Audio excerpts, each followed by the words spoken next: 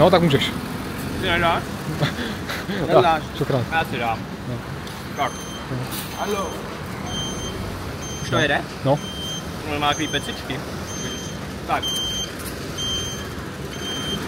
Já jsem se chtěl jít někam najíst, ale vzhledem k tomu, že ujdeme každých 5 metrů a někdo po nás chce, aby jsme promluvili o jeho biznesu tady, tak nás tady zastavil pán, který tady nabízí vlastně tady ty kaktusové plody.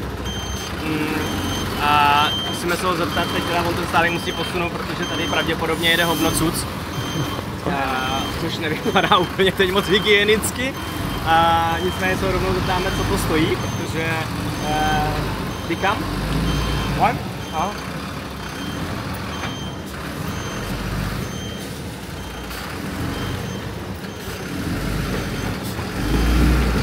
Kašera? Yes. Wallahi? Ketir. Tu بعشرة. اثنين ب10. Co říkal? Ulteny? 2 ب10. Etným biašera. 2 za rok.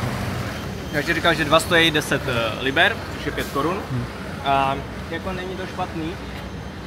Ale já už jsem to kdysi jedl, takže jsem věděl, že to jíst znova nechci, ale pardon, že mi to pěcička vypadlo zkusit. Ale nechtěl jsem ho urazit. Ale jako jo, dá se to. Není to úplně nějak extrémně sladký, jako třeba mango, ani nevím, k čemu bych to přirovnal. A má to takový tvrdý jako pecičky vevnitř. A jo, tak už tam zase nás zve, tak mi dá asi ještě jeden, já mu dám těch 10 liber, aby měl radost.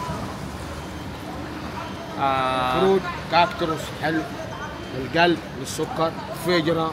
Viagra, takže jo, to oni si myslí o všem, co si tady člověk dá, takže to má účinky afrodiziakum takový, ale moc tomu nevěřím, anebo jestli jo, tak budu mít zajímavou noc, takže doufám, že to není pravda.